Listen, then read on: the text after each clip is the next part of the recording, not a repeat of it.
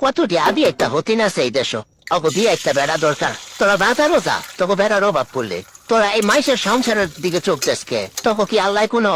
চক্ষু দিবে কিছু দেয় নাই আরে গোলামের পুতে বোপাতা কি কইতাম গোলামের পুতে রাস্তার কুত্তা মজা লাগে তারপরেও ঘরের বউ মজা লাগে না আমার জামাই এত তেরা তেরা তার সাথে তেরামো কইরা কেউ পারে না কিন্তু দুঃখের বিষয় হলো বেটা আবার আমার সাথে তেরামো কইরা পারে না বেটা যদি আমারে বইতে কয় আমি দাঁড়াই আর দাঁড়াইতে কইলে বইয়ে থাকি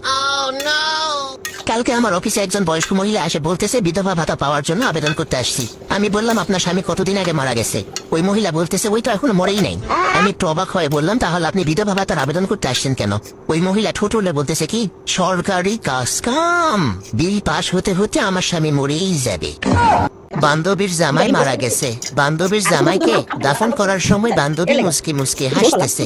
বান্ধবীকে জিজ্ঞেস করলাম কিরে বান্ধবী মুসকি মুসকি হাসতেছু যে বান্ধবী বলল জানো বান্ধবী আমি এই প্রথমবার জানতে পারলাম উনি কোথায় যাচ্ছে তো ভাইয়ারা কোথাও গেলে একটু বউকে বলে যায়েন আপনি কোথায় যাচ্ছেন সত্যি মনে হয় আমি খুব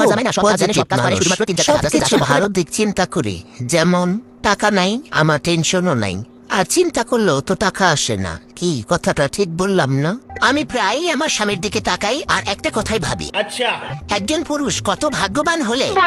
আমার মতো ভালো স্ত্রী পায়